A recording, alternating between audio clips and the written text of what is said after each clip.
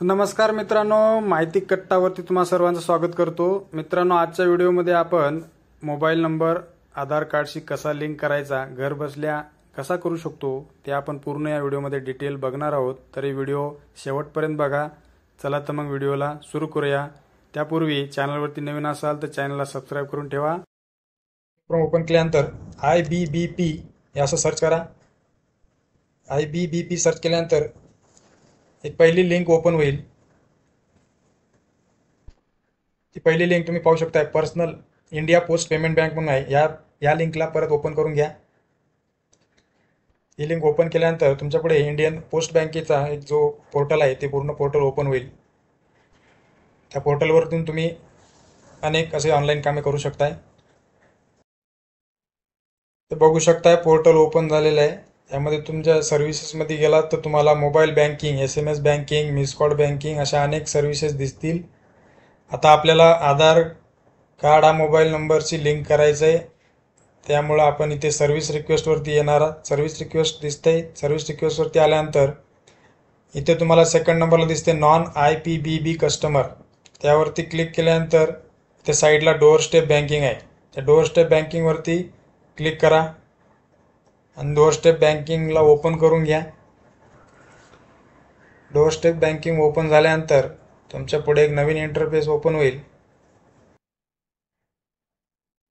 ते बघू शकता तुम्ही। नवीन इंटरफेस ओपन झाल्यानंतर इथे बऱ्याचशा सर्व्हिसेस तुम्हाला दिसतील ज्या आपल्याला ऑनलाईन घर बसल्या करता येऊ शकतात। त्यामध्ये बऱ्याचशा सर्व्हिसेस आहेत। सो तुम्ही इथे पाहू शकताय आधार कार्ड, ATM, बिल पेमेंट आहे।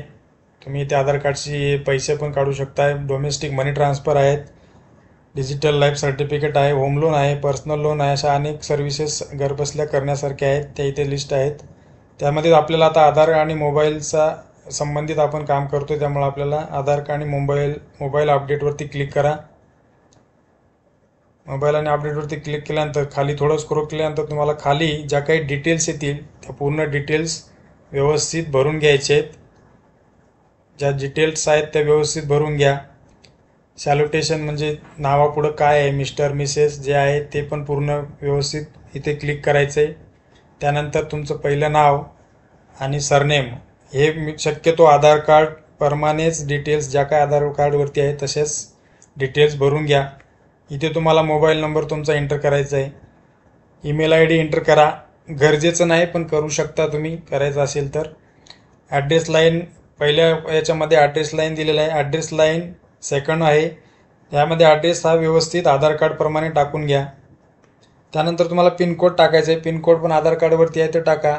तुम्ही पिनकोड टाकल्यानंतर तुम्हाला इथे जसे तुम्ही पिनकोड टाकाल त्यानंतर तुम्हाला इथे सिलेक्ट अँड ऑप्शन म्हणजे तुमचं एक पोस्ट ऑफिस जे काही तुमच्या पिनकोडच्या जवळ पोस्ट ऑफिस आहे त्या पूर्ण पोस्ट ऑफिसची लिस्ट येईल। त्यामधून तुम्हाला जे काही तुमच्या जवळ आहे, अगदी जवळ जे आहे त्याला सिलेक्ट करायचं म्हणजेच त्यानंतर खाली जे तुम्ही जसंही पोस्ट ऑफिस सिलेक्ट केलं त्यानंतर हे डिव्हिजन, रिजन आणि सिटी, स्टेट हे आपोआप येऊन जाईल। इथे तुम्हाला स्पेशल एनी स्पेसिफिक रिक्वेस्ट दिसते। यामध्ये तुम्ही Aadhaar card and mobile number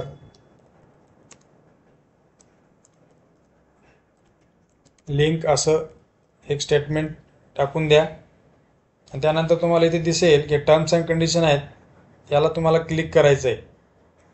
click करून थोडं खाली आल्यानंतर तुम्हाला इथे कॅप्चा दिसेल। हा कॅप्चा व्यवस्थित दिसत नसेल तर रिफ्रेश करून घ्या। सोपा कॅप्चा येईपर्यंत रिफ्रेश करा त्याला।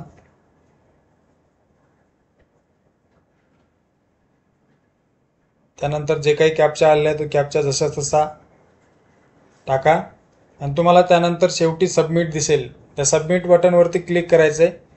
सबमिट बटनवरती क्लिक केल्यानंतर एक इंटरफेस ओपन होईल ज्यावरती तुम्हाला दिसेल की जे काही तुम्ही डेटा भरलेला आहे तो व्यवस्थित सबमिट झालेला आहे। अशा प्रकारे तुम्ही घर बसल्या घरच्या घरी तुम्ही कुठेही न जाता आधार कार्ड, मोबाईल नंबर दोन्ही एकमेकाशी लिंक करू शकता।